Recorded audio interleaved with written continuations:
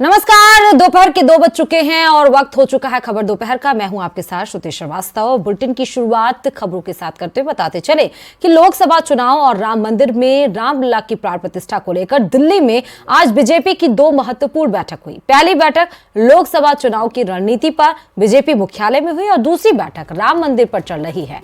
BJP की एक और बैठक लोकसभा चुनाव की रणनीति बनाने के लिए हुई तो इस बैठक में असंतुष्ट नेताओं को लेकर विचार विमर्श भी किया गया। पार्टी ने लोकसभा चुनाव पर एक कमेटी का गठन किया है। यह कमेटी रूठे हुए नेताओं से संपर्क करेगी और उन्हें मनाने का प्रयास करेगी। इस बैठक में बीजेपी अध्यक्ष जेपी नड्डा और गृह मंत्री अमित शाह शामिल रहे।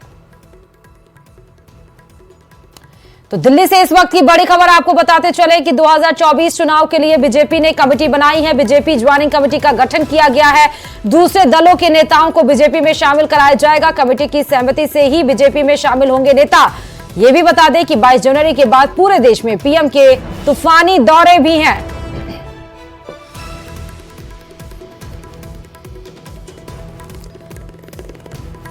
और 2024 चुनाव के लिए बीजेपी ने कमेटी बना दी गई है। जो रूठे हुए नेता हैं उनको मनाने की कोशिश की जाएगी। बड़े यानी कि बीजेपी परिवार को और बढ़ाने पर फोकस है बीजेपी का और नेताओं को ज्वाइन कराया जाएगा।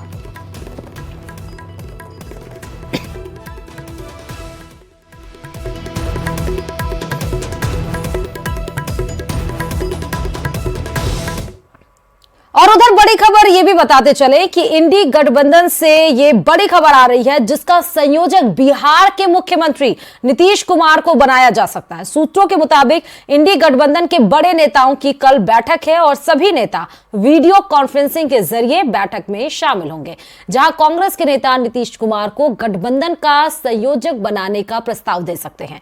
कल होने वाली बैठक में गठबंधन की आगे की रणनीति और भूमिका पर भी चर्चा हो सकती है। तो नीतीश कुमार को संयोजक बनाने पर कल चर्चा होगी। कल इंडी गठबंधन का फिर से बैठक है जिसमें वीडियो कॉन्फ्रेंसिंग के जरिए सभी नेता जुड़ेंगे। बता दें कि संयोजक पर एक बार फिर से घमासान इसलिए छिड़ सकता है क्योंकि पहले यह चर्चा आ रही थी जहां पर ममता बनर्जी और उसका समर्थन किया था अरविंद केजरीवाल ने कि संयोजक बनाया जाना चाहिए इंडी गठबंधन का खड़गे को। और अब आपको बता दें एक और बड़ी खबर दिल्ली से, जहां पर ओवैसी के खिलाफ पुलिस में शिकायत दर्ज करा दी गई है। राम मंदिर पर ओवैसी ने भड़काऊ बयान दिया था। भड़काऊ बयान देने वाले पर शिकायत किया गया है और हिंदू सेना ने दिल्ली पुलिस में यह शिकायत दर्ज कराई है। असदुद्दीन ओवैसी को गिरफ्तार करने की मांग की गई है। बता दें कि ओवैसी ने एक कार्यक्रम को संबोधित करते हुए मुसलमान लड़कों से, नौजवान लड़कों से कहा था कि आप अपने इबादत को यानी कि मदरसों को बचा सकते हैं तो बता लीजिए। और इसके खिलाफ अब राम मंदिर पर बयान पर अब घमासान भी छिड़ गया है और ओवैसी के बयान पर हिंदू सेना भड़की है। दिल्ली पुलिस में यह केस दर्ज करा दिया गया। ओवैसी देश के मुसलमानों को भड़काने का काम कर रहा है। बार बार वो ऐसे बयान दे रहा है जिससे कि देश में दंगा हो जाए, देश का माहौल खराब हो जाए। वो कह रहा है बाबरी मस्जिद शहीद कर दी गई, तोड़ दी गई वगैरह वगैरह। लेकिन मैं और सारी दुनिया और सारा देश जानता है लंबी कानूनी लड़ाई के बाद कोर्ट के आदेश से, माननीय सुप्रीम कोर्ट के आदेश से वहां भव्य राम मंदिर का काम चल रहा है और भव्य राम मंदिर बन रहा है। और यूं ही नहीं कि सिर्फ मंदिर बन रहा है, कोर्ट ने मस्जिद बनाने के लिए भी जगह दी है, मुसलमानों ने उसको स्वीकार भी किया है, जल्दी वहां मस्जिद भी बनेगी। लेकिन ओवैसी अपनी गंदी राजनीति के चलते ऐसे बयानबाजी कर रहा है और देश के लोग इस बात को समझ रहे हैं, इसलिए ओवैसी को कोई गंभीरता से नहीं ले रहा है राजनीति में। जैसे कि अभी जो रिसेंटली चुनाव हुआ, ओवैसी बंधु जहां से तेलंगाना से आते हैं उसकी उस राज्य में भी बहुत करारी हार हुई है। तो वो जानते हैं कि उन्हें कोई गंभीरता से नहीं ले रहा है, लेकिन वो देश में अपनी मौजूदगी दर्ज कराने के लिए ऐसे बयानबाजी कर देश की शांति भंग करने का काम कर रहा है, दंगा भड़काने का काम कर रहा है। और मैं यहाँ सरकार से और दिल्ली पुलिस से मांग करता हूं कि स्वतः संज्ञान लेते हुए ओवैसी के खिलाफ और इस वक्त की सबसे बड़ी खबर से आपको रूबरू कराते चले, जहां पर विदेश मंत्री एस जयशंकर की कनाडा को दो टूक। कनाडा ने खालिस्तानी ताकतों को पनाह दी है। जी हां, कनाडा की राजनीति में खालिस्तानियों को जगह दी गई है और अब एस जयशंकर ने इस पर भयंकर पलटवार किया। आतंकियों को पनाह देना कनाडा के हित में नहीं है। विदेश मंत्री का पाकिस्तान को भी करारा जवाब, पाकिस्तान की शर्तों पर नहीं होगी बात। एस जयशंकर, सीमा पर आतंकवाद का इस्तेमाल करता है पाकिस्तान। आतंकवाद और बातचीत एक साथ नहीं, आतंकवाद पाकिस्तान की मूल नीति। विदेश मंत्री ने दो टूक जवाब देते हुए कनाडा में खालिस्तानी समर्थकों पर हमला बोला है। विदेश मंत्री एस जयशंकर ने कनाडा और भारत की तनातनी पर बोलते हुए कहा है कि कनाडा की राजनीति में खालिस्तानियों को जगह दे दी गई है। खालिस्तानी समर्थकों को ऐसी गतिविधियों में शामिल होने की अनुमति दी। मुझे लगता है कि ये कनाडा के हित में नहीं है। Issue at heart is the fact that in Canadian politics, these Khalistani forces have been given a lot of space and have been allowed to indulge in activities which I think are damaging to the relationship, clearly not in India's interest, but I would argue not in Canada's interest. और PM Modi दक्षिण भारत के दौरे पर हैं। साल 2024 के दौरों की शुरुआत पीएम ने दक्षिण भारत से की है। पीएम मोदी तमिलनाडु, केरल और लक्षद्वीप के दौरे पर है और इसी कड़ी में पीएम मोदी आज तमिलनाडु पहुंचे, जहां पीएम मोदी भारती दासन विश्वविद्यालय दीक्षांत समारोह में शामिल हुए। पीएम मोदी दक्षिण भारत को करोड़ों की सौगात भी देंगे। पीएम तमिलनाडु को 19,850 करोड़ और लक्षद्वीप को 1150 करोड़ रुपए की सौगात देंगे। खास बात यह है कि आजादी के बाद पहली बार लक्षद्वीप को सबमरीन ऑप्टिक फाइबर केबल से जोड़ा जाएगा। तमिलनाडु में प्रधानमंत्री तिरुचिरापल्ली अंतर्राष्ट्रीय हवाई अड्डे पर नए टर्मिनल भवन का उद्घाटन किया और पीएम लक्षद्वीप में एक जनसभा को भी संबोधित करेंगे।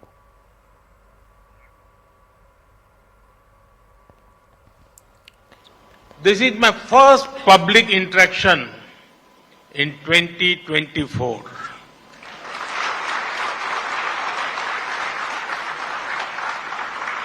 I am happy to be in the beautiful state of Tamil Nadu and among young people.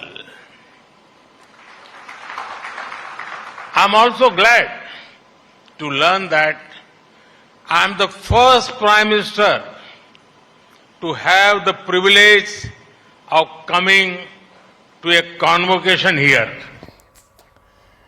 और पंजाब के जालंधर में संगरूर के डीएसपी का शव मिलने से हड़कंप मच गया। पुलिस को हत्या का शक है क्योंकि डीएसपी दलबीर सिंह के शव पर चोट के निशान मिले हैं। उनका पैर भी कुचला हुआ पाया गया। कुछ समय पहले जालंधर के एक गांव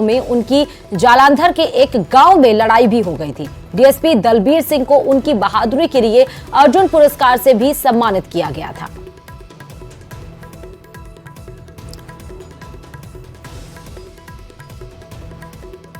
तो यही तस्वीर है दलबीर सिंह की, डीएसपी की।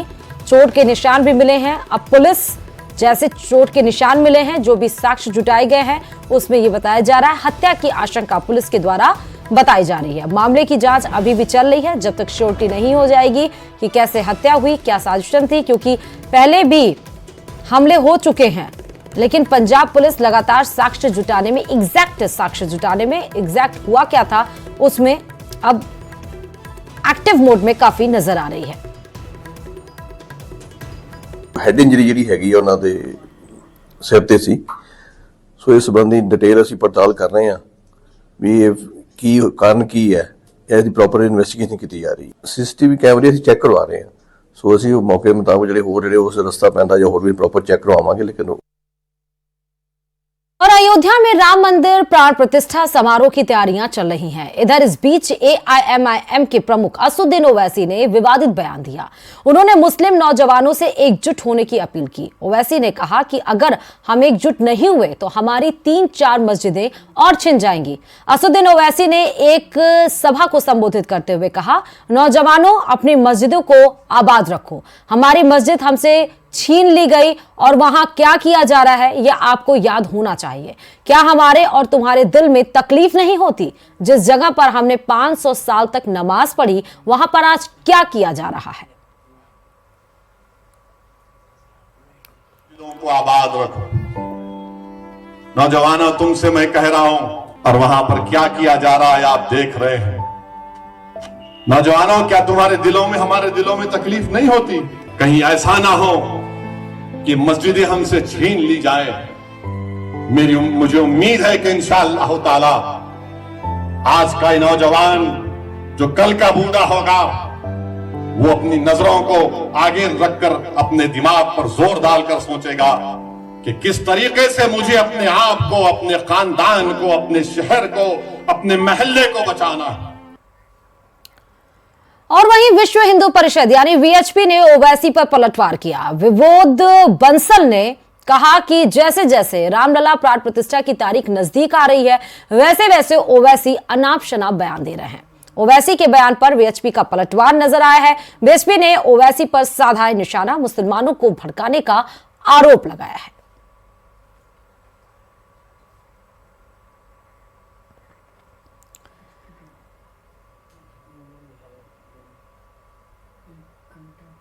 जैसे जैसे भगवान श्री राम की मंदिर में प्राण प्रतिष्ठा का समय नजदीक आ रहा है वैसे वैसे बाबरवादी और इस्लामिक कट्टरपंथियों के पैरोकार, मुसलमान पार्टी के लोग बराबर मुस्लिम यूथ को भड़काने, बरगलाने और उनको आतंकवाद की राह पर धकेलने का कुत्सित प्रयास करने में जुट गए। भारतीय न्यायतंत्र का, सर्वोच्च न्यायालय का भी मजाक बनाने वाले ऐसे नेता मुस्लिम यूथ को कहते हैं कि अपनी मस्जिदों को आबाद रखो, और भाई उनको निर्वाध करने का।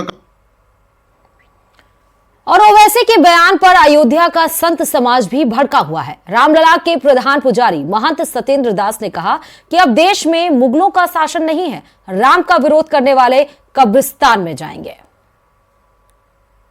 इतिहास को देखें, पहले उन्होंने मंदिर को तोड़ के बनाया था, आप उनके शासन था मुगलों का, अब मुगलों का शासन नहीं है, और कि अब इसमें किसी प्रकार की क्षत पहुंचा सकते हैं। जो क्षत पहुंचाया जाएगा वो सीधा जाएगा कब्रिस्तान में। इसलिए ऐसा सोचना भी गलत है। और जो भड़का रहे हैं जवानों को, भड़काते रहे, यहाँ जितने आए हैं यहाँ छत पहुंचाने के लिए, जब विवादित रामलला त्रिपाल में थे तब भी यहाँ आए थे, और आए और सब यहाँ मारे गए और उनका कब्रिस्तान यहाँ बन गया। ऐसा जो भी इस विरोध में बोलेगा उसका केवल कब्रिस्तान बनेगा और कुछ नहीं बनेगा। रामलला का एक इंच भी कोई भी छत नहीं हो सकती। और अयोध्या में 22 जनवरी को भगवान श्री राम के भव्य मंदिर के उद्घाटन की तैयारियां जोरों पर हैं। मंदिर के उद्घाटन से पहले एक खबर सोशल मीडिया पर खूब वायरल हो रही है। खबर प्रयागराज के 22 साल की अनामिका शर्मा के बारे में है। दरअसल अनामिका ने बैंकॉक में 13,000 फीट की ऊंचाई से छलांग लगाकर आसमान में जय श्री राम वाला झंडा लहराया है। अनामिका पहले भी स्काई डाइविंग करती रही है, और लेकिन इस बार अनामिका की स्काई डाइविंग ने लोगों का ध्यान खींचा। अनामिका के पिता अजय कुमार शर्मा इंडियन आर्मी से रिटायर्ड हैं। उनके पिता भी स्काई डाइविंग करते रहे हैं। पिता के इस कारनामे को देख अनामिका ने भी छोटी उम्र से स्काई डाइविंग शुरू कर दी थी। अनामिका की इस अनोखी उपलब्धि पर उनकी मां प्रियंका शर्मा काफी खुश हैं। उन्होंने कहा कि भगवान राम के नाम के झंडे के साथ बेटी ने 13,000 फीट की ऊंचाई से छलांग लगाकर सबको हैरान कर दिया। ये सब भगवान श्री राम के आशीर्वाद से ही हुआ है। और खबरों में आगे बढ़ते बताते चले कि मुरादाबाद के एसपी सांसद डॉक्टर एसटी हसन ने राम मंदिर पर बड़ा बयान दिया है। उन्होंने कहा कि मजहब को सियासत से दूर रखना चाहिए। उन्होंने ये भी कहा कि हिंदुस्तान के बहुत से मुसलमान भी ये मानते हैं कि राम इमामे हिंद थे। मुसलमान भी उनका एहतराम करते हैं। उन्होंने राम को वोट की राजनीति में नहीं घसीटने की अपील की।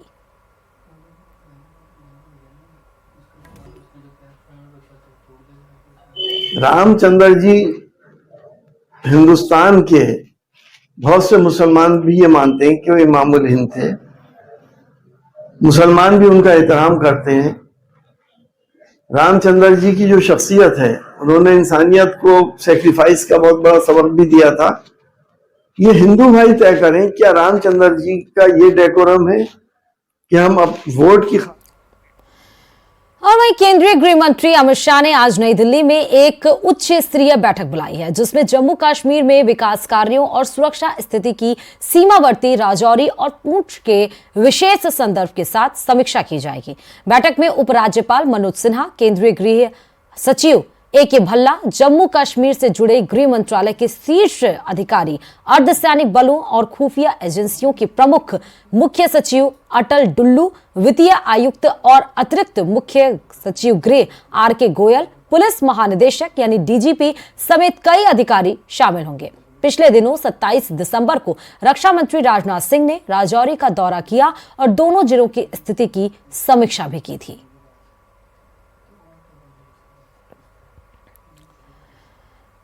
और विरोध जारी है, समस्या भारी में आपको बताते चले कि हिट एंड रन कानून का लगातार राजस्थान में विरोध किया जा रहा है। बड़ी खबर आपको बता रहे हैं, जहां पर देश भर में हिट एंड रन कानून का विरोध ट्रक और बस चालक प्रदर्शन कर रहे हैं। विरोध प्रदर्शन प्रदेश के कई हिस्सों में ट्रकों का संचालन बंद कर दिया गया है। प्रदेश में निजी बसों के संचालन भी प्रभावित हैं। केंद्र सरकार से कानून को वापस लेने की मांग की जा रही है। लोगों के द्वारा इसको काला कानून बताया जा रहा है। विरोध की वजह से जनता को परेशानियों का सामना लगातार करना पड़ रहा है। तो देश भर में हिट एंड रन कानून का विरोध चल रहा है। राजस्थान में भी विरोध का असर देखने को मिल रहा है, जिसकी वजह से ट्रकों और बसों का संचालन अब रुक गया है, जिससे आम जनता को काफी परेशानियों का सामना करना पड़ रहा है। निजी और प्राइवेट गाड़ियों के संचालन बंद होने की वजह से यात्रियों को सफर में काफी कठिनाइयों का सामना भी करना पड़ रहा है। और करौली से भी ये बड़ी खबर आपको बता दें, जहां निजी बस संचालकों की हड़ताल नजर आ रही है। निजी बस संचालन दूसरे दिन भी बंद है। रोडवेज बसों का संचालन आज शुरू हुआ है। कल रोडवेज बसों का संचालन बंद रहा था। रोडवेज स्टैंड पर सभी जगह की बस सेवाएं सुचारू रूप से अब चालू कर दी गई हैं।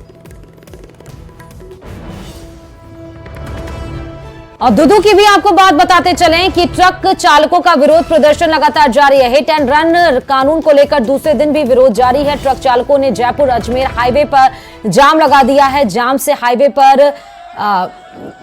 एक लंबी कतार लग चुकी है गाड़ियों की। जाम की सूचना पर पुलिस भी मौके पर पहुंची। मोखमपुरा और गिदानी में जाम लगाया गया है। दुदू की ये खबर आपको दिखा रहे हैं, तस्वीरें भी आप देख सकते हैं। जाम जब लगा दिया गया कि एक लंबी कतार वाहनों की खड़ी हो गई, जिससे खासा परेशानियों का सामना करना पड़ा है। जब ट्रक संचालन रोक दिया गया तो उसके बाद से पुलिस भी मौके पर पहुंच गई है। हिट एंड रन कानून को लेकर ये विरोध प्रदर्शन दर्ज किया जा रहा है। काला कानून बताया जा रहा है और हिट एंड रन कानून को वापस लेने की मांग की जा रही है, चाहे वो ट्रक ट्रांसपोर्ट के जरिए, चाहे वो ट्रक हो, चाहे वो टैक्सी हो। हिट एंड रन में संशोधन मामले में दूसरे दिन भी विरोध लगातार जारी है। दुदू के मोखमपुर और गिदानी में हाईवे पर विभिन्न स्थानों पर वाहन चालकों ने जाम लगाकर नए कानून का विरोध किया और केंद्र सरकार के खिलाफ रोष जाहिर किया। ड्राइवरों ने काला कानून वापस लेने की मांग की। ड्राइवरों ने जाम लगा दिया, जिसके कारण वाहन जाम में फंसे रहे। जाम की सूचना मिलने पर पुलिस मौके पर पहुंची, समझाइश कर जाम खुलवाने का प्रयास किया, लेकिन ट्रक ड्राइवर मानने को तैयार नहीं।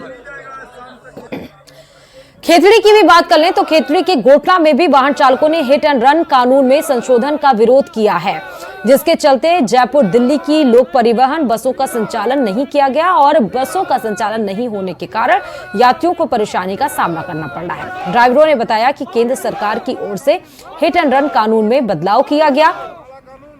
नए बदलाव के तहत अब 7 लाख का जुर्माना और 10 साल की सजा का प्रावधान किया गया है।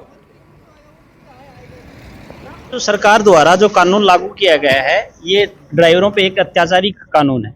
हम लोगों ने आज ये सभी ने निर्णय लिया है कि जब तक ये कानून वापस नहीं होगा, सारा ट्रांसपोर्ट बंद रहेगा। इसको तुरंत तत्काल प्रभाव से वापस लिया जाना चाहिए। 10 साल की सजा और जो 7 लाख रुपए का जुर्माना है, उसको तुरंत वापस लिया जाए। ये ड्राइवर जो है, ये वैसे बहुत परेशान है। इनके ऊपर सरकार ने एक ऐसा बोझ डाल दिया, कभी ये सहन नहीं कर सकते। 10 साल की जेल कर दी, 7 लाख रुपए जुर्माना कहाँ से लाएंगे? इनको तनख्वाह टाइम पे नहीं मिलती है, कहाँ से लाएंगे पैसे? सरकार का पूरा ये कानून वापस होना चाहिए। ड्राइवर बहुत परेशान है, इनके बीवी बच्चे भूखे मर जाएंगे, सारा ट्रांसपोर्ट जाम हो जाएगा, देश की व्यवस्था खराब हो जाएगी। इस कानून को वापस लिया जाए और सबकी हितों को देखते हुए ये फैसला वापस लिया जाए। तो विरोध लगातार जारी है। समस्या इसलिए भारी है क्योंकि जो ट्रांसपोर्ट है, चाहे वो ट्रक ड्राइवर हो चाहे टैक्सी संचालन हो, उनका कहना ये है कि इस जो कानून लाया गया है उससे ही उनकी आय बहुत कम होती है। हमें समय पर सैलरी नहीं मिल पाती है। 5 लाख 7 लाख का जुर्माना और 10 साल की सजा अगर हो जाएगा तो अपने परिवार का संचालन वो कैसे करेंगे? अपनी जगह भरसक वो सही रह सकते हैं, लेकिन जिस तरह रोड सड़क दुर्घटनाएं सामने आती हैं, एक एक दिन में कभी हो जाता है कि बहुत सारी ऐसी दुर्घटनाएं सामने आती हैं एक एक राज्य से, एक एक जिले से, राज्यों के जिले से, कि आप सोचने पे मजबूर हो जाते हैं। इसीलिए कानून, कठोर कानून था, लेकिन अब इसमें कठोरता इसलिए लाई गई ताकि लोग अब इस बात को समझे, चाहे वो ओवर स्पीड के चक्कर में, चाहे ओवरटेकिंग के चक्कर में, या 5 लोगों की टैक्सी में 5 लोगों की जगह होती है, उसकी जगह पे 10 लोग बैठा ले जाते हैं, चाहे वो पैसेंजर्स को ओवरलोडिंग हो। इस वजह से भी कई सारी सड़क दुर्घटनाएं होती हैं जो चैनल्स, न्यूज चैनल्स आपके इस माध्यम आपके जरिए पहुंचाते हैं, उन्हीं पर ब्रेक लगे। इसीलिए ही ये कानून लाया गया। लेकिन अब ये कानून 5 जगह दिखा रहा है, 6 जगह, जहां पर ये इसको लेकर विरोध प्रदर्शन जारी है। अजमेर के भिनाई थाना इलाके की बात अगर हम कर लें तो ड्राइवर यूनियनों का विरोध प्रदर्शन जारी है। नेशनल हाईवे पर जाम लगाकर केंद्र सरकार के नए कानून को वापस लेने की मांग पर